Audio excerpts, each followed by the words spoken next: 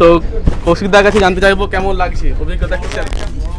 আজকে বন্দে ভারতের প্রথম কমার্শিয়াল রান অবশ্যই ভালো লাগছে, কারণ পুরী আমাদের বাঙালিদের কাছে সবসময় একটা ইমোশনের জায়গা।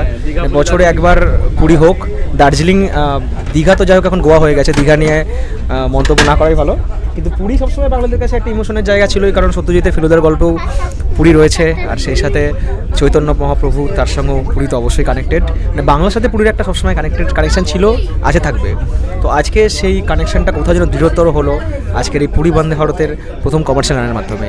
এবং আগামী দিনে যারা পুরী যেতে চান, তাড়াতাড়ি পুরী পৌঁছাতে চান, এবং ব্যাপারটা এরকম হতে পারে যে আমি সকালে এই ট্রেন ধরে পুরী গেলাম, সমুদ্রে একটু ডুব দিলাম, তারপরে চট করে চলে এসে আবার এই ট্রেন ধরে ফিরে এলাম, মানে এরকমও কিন্তু একটা ব্যাপার হয়ে যাবে, কারণ গতির দিক থেকে আছে কিন্তু আমরা অনেকটাই এগিয়ে গেলাম।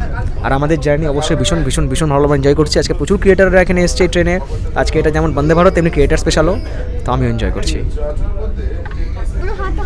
দাদাকে অসংখ্য ধন্যবাদ। চলে গেল, বাংলা চলে গেল, বাবু এগুলো পুরো না, এগুলো